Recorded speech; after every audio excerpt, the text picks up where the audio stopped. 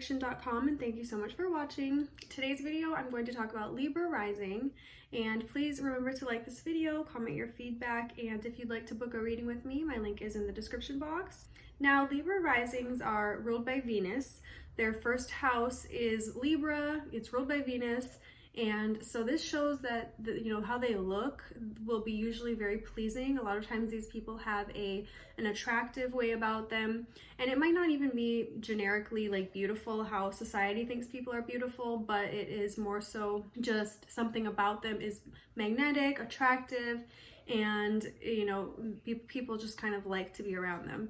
They're usually pretty sociable and they may fit in well socially. Even if they are, as people get to know them, they find them more weird or different, unique, but initially right off the bat, they're usually someone who is kind of accepted from the crowd.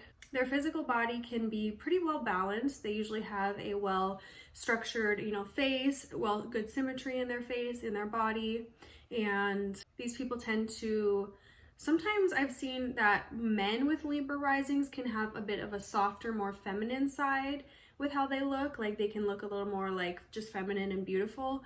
And women can have a more like masculine way about them. Not that they look manly at all, but just that they may have, a sharper jawline, higher cheekbones, and those types of things. The first house also shows, I think, a lot to do with early childhood and even birth. So this can show that there maybe was a more peaceful and harmonious birth. Maybe the mother had a easier time giving birth. There was more peace going on at that time. And it was overall, a pretty good experience for them. This also can show that, right away in their early life, they had most everything that they need.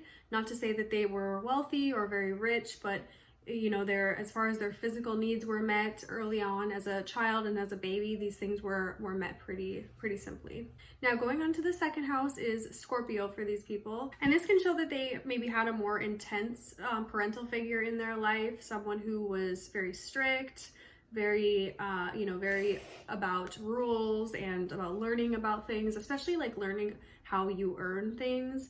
There was probably some rules set early on because maybe they weren't very well off, or maybe they were, but the parents still really wanted to instill the hard work for what you get, working for what you want, and their possessions, their toys, maybe those things didn't really come so easy for them.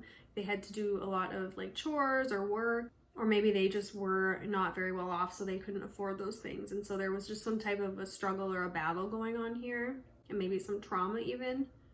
So it kind of shows later in life that they can maybe be somewhat of hoarders, or that they just can look to personal possessions for their security and to make them feel better about themselves, because maybe they, didn't have the best of the best, or they didn't get whatever they wanted, or there was just some type of a rule or roadblock against them getting what they wanted at an early age. Now, the third house shows that these people are definitely very intelligent. It is a growth, aspect, showing that in their third house of early education and learning, preschool, kindergarten and early childhood learning. They maybe learned really quickly, they grasped onto topics quickly, they maybe easily got good grades, or even helped others around them with like schoolwork and projects, just because it was a little bit more of a fun thing to them. Maybe it came naturally to them. These people can also have somewhat of a different kind of a relationship with their siblings. Like they may have a lot of siblings because Jupiter brings expansion and growth to things, and ruling the third house, they may have many siblings. They may have a parent who had children with like other women that lived in different places, or even it can show that they traveled a lot with their siblings. Maybe their parents really instilled religion into their early learning, and you can definitely see like religion playing a big role in their life because of that early development. Now, the fourth house is Capricorn. So this can be more of a really like strict parental figure. So their parent can be very rigid, strict, the rules are so important. Going back to the third house, religion can be very important. Back to the second house, working hard for what you want is very important. And then you will get your blessings. So they don't always continue that through life. They can become even rebellious, or they can become people who don't really care about structure or about government or about rules or regulations. Anything that puts someone into a box, they can tend to maybe rebel from that for a while, and then usually at some point they may go back to that because it is what they consider to be like home, you know, structures, rules, and having boundaries for themselves and for their families. Now the 5th house is Aquarius, so these people, depending on where their Saturn is, you know, they can wait to have children, they can wait until they're a little bit older, they can, you know, they really want to instill open-mindedness into their children, they want to instill higher knowledge, they want to really bring in education and learning with their children. And they definitely can have somewhat of a uncertainty about having children even. Maybe not that they have difficulty conceiving, that can be one reason, but they can just have an uncertainty about, you know, how children will affect their life when they bring them into the world. And it can really kind of disrupt their fun, since that is their 5th house of hobbies, romance, fun. So when they have children, it can really kind of change things up for them for, you know, in how they were doing their romance and how they do their hobbies. You know, some people that have kids, they really like integrate their children into whatever they're doing. Like, this is my hobby, this is what I'm doing today.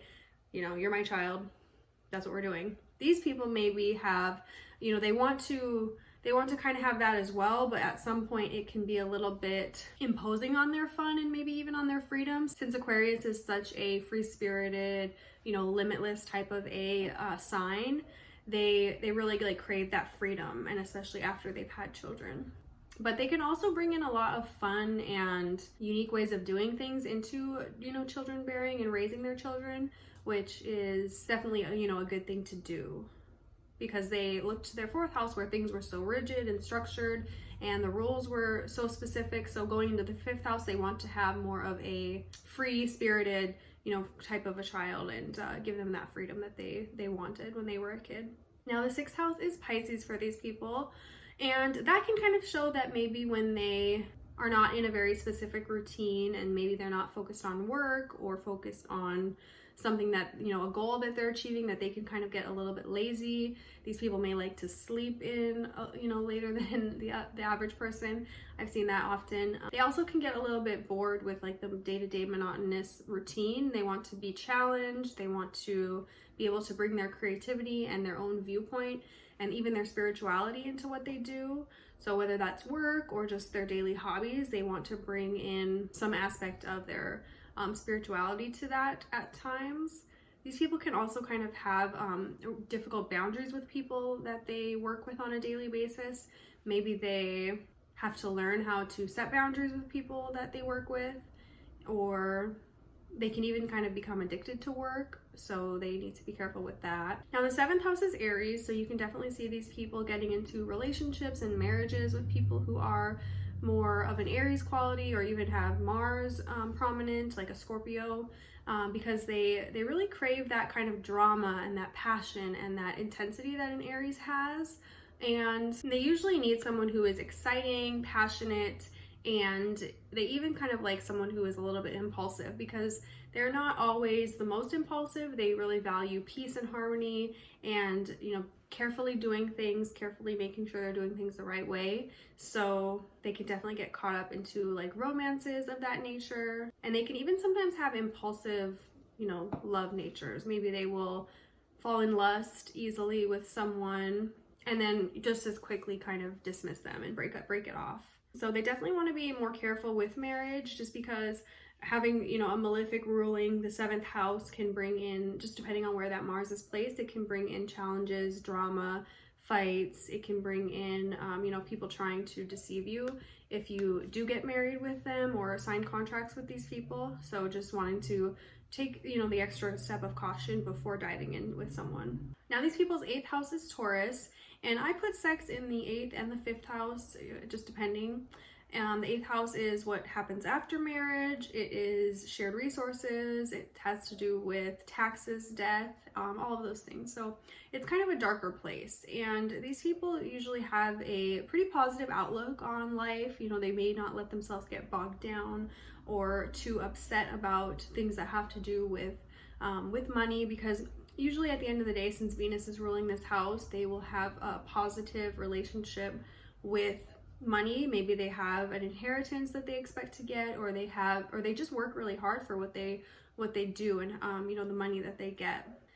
They can also not really be very fearful of death.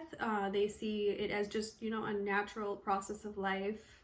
And while of course they want to be resilient and live as long as they can, they see most things in life as just the patterns of the earth. And since Taurus is an earth sign, that definitely makes sense. These people also have a pretty high sex drive, just because Venus rules the 8th house. So I think that Venus can bring in a lot of passion here, and these people have a high lust nature and need to get their pleasures met. Now the 9th house is Gemini, so these people definitely want to travel. They love traveling, they love to explore, they are very curious about other cultures, so they want to go and explore and experience places, and they want to be there for some time. You know, they don't really, I mean, they kind of like to go to new places and travel to different cities in a region, but they don't want to stay in like one area for too long. They want to go there and then they want to go to new places, just because they're so curious in that. And they really have like a desire for culture. And even for higher education, these people can love to learn. They can be very intelligent,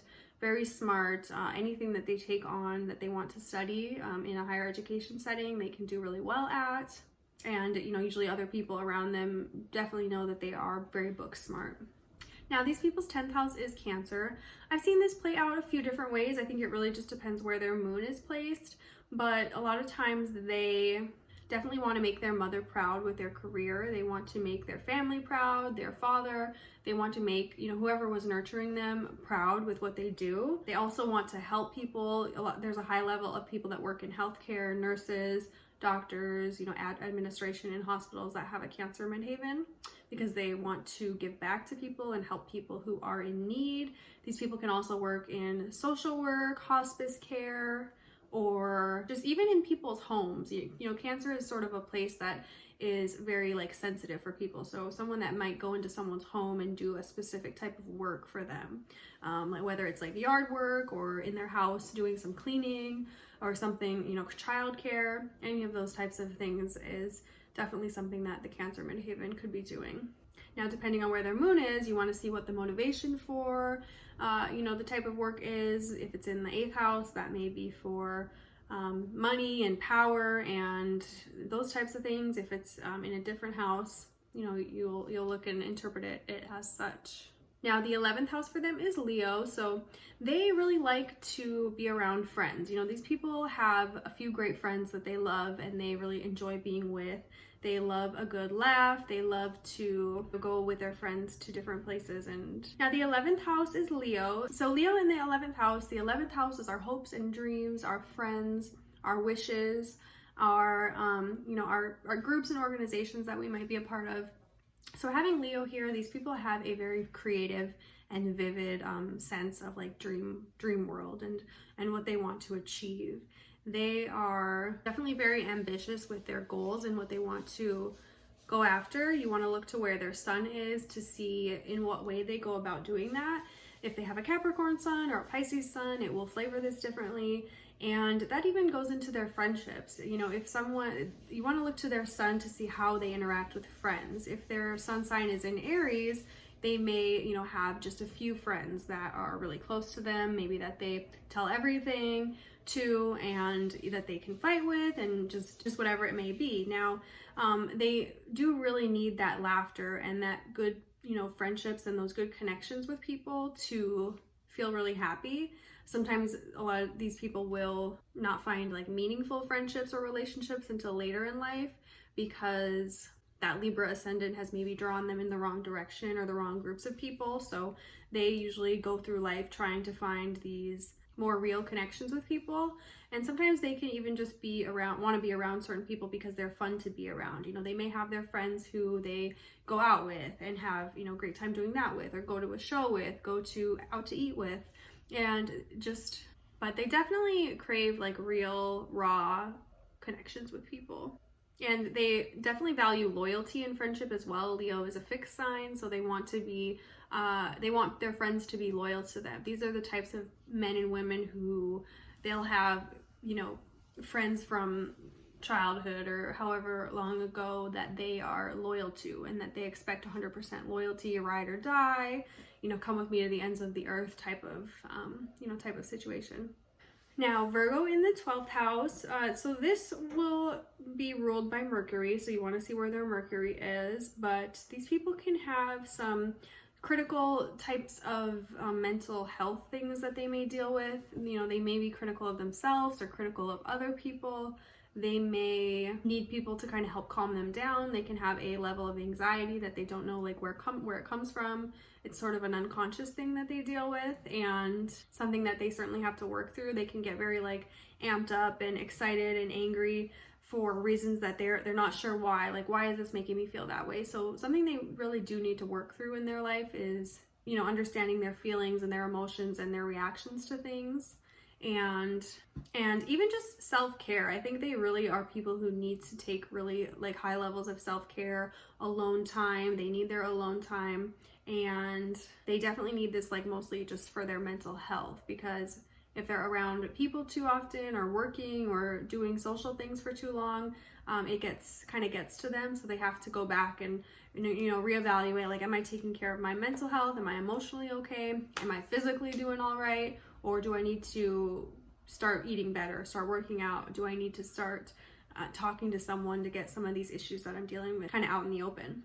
So that is your Libra rising. I hope you guys enjoyed this video. Again, if you'd like to book with me, my link is in the description box. Thank you so much again for watching, and have a good day. Bye.